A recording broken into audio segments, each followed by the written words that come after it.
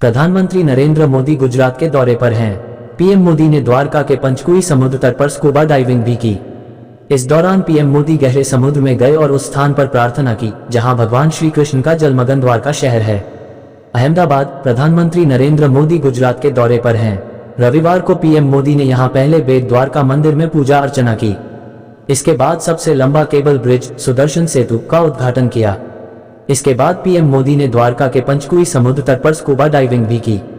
इस दौरान पीएम मोदी गहरे समुद्र में गए और उस स्थान पर प्रार्थना की जहां भगवान श्री कृष्ण का जलमग्न द्वारका शहर है। ये प्राचीन शहर भगवान श्री कृष्ण से जुड़ा हुआ है जो भव्यता और समृद्धि का केंद्र था। स्कूबा डाइविंग के समय उनकी सुरक्षा में भारतीय नौसेना के अधिकारी तैनात रहे। पीएम मोदी ने समुद्र में क्यों लगाया गोता? द्वारका में एडवेंचर स्पोर्ट्स और टूरिज्म को बढ़ावा देने के मकसद से पीएम मोदी ने स्कूबा डाइविंग की। इस दौरान पीएम मोदी गहरे समुद्र में गए और उस स्थान पर प्रार्थना की जहां भगवान श्री कृष्ण का जलमग्न द्वारका शहर है। ये प्राचीन शहर भगवान श्री कृष्ण से जुड़ा हुआ है जो भव्यता और समृद्धि का केंद्र था। ये समुद्र के भीतर एक ऐसा स्थान है जो अपनी समृद्ध सांस्कृतिक और आध्यात्मिक विरासत को संजोए हुए हैं। भगवान श्री कृष्ण के गहरे जुड़ाव को किया उजागर। पीएम मोदी ने स्कूबा डाइविंग के जरिए भगवान श्री कृष्ण से अपने गहरे जुड़ाव को उजागर किया। उन्होंने इसको लेकर कहा कि यह एक दिव्य अनुभव था।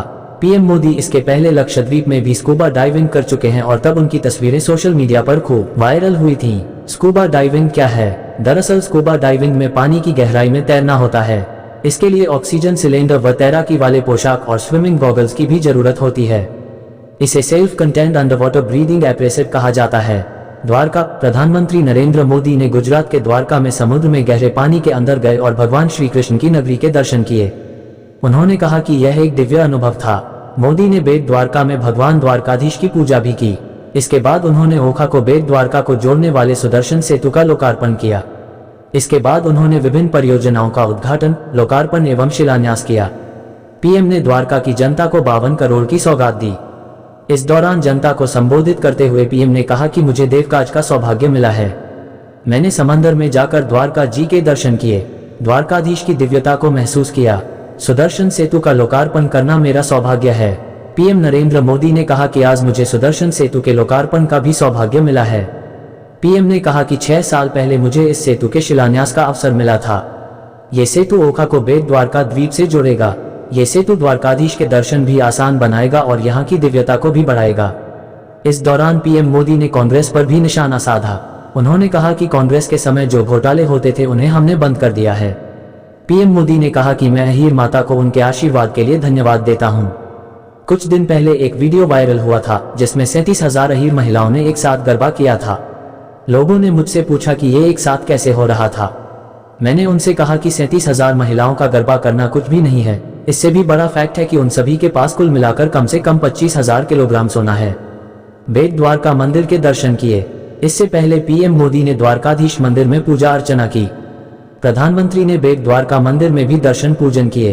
प्रधानमंत्री नरेंद्र मोदी ने अरब सागर में बेट द्वारका द्वीप को मुख्य भूमि ओखा से जोड़ने वाले देश के सबसे लंबे केबल आधारित पुल सुदर्शन सेतु का गुजरात के देवभूमि द्वारका जिले में उद्घाटन किया। अद्वितीय डिजाइन से बने इस सेतु के दोनों ओर श्रीमद् भगवद गीता के श्लोकों और भगवान कृष्ण की छवियों से सुसज्जित एक पैदल पथ है।